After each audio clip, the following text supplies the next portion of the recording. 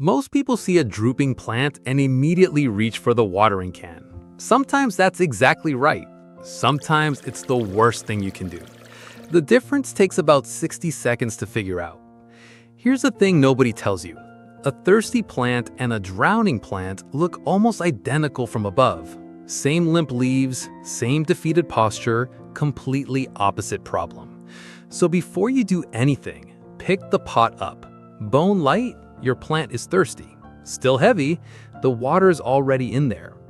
Then push your finger 2 inches into the soil to confirm.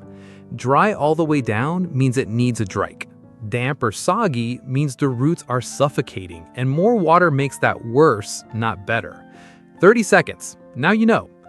Dry plant, water it slowly until it runs freely from the drainage hole. Not a splash, a full, unhurried soak. Plants like peace lily and pothos can look visibly different within an hour. The cells actually reinflate. You can watch it happen in real time if you stay close enough.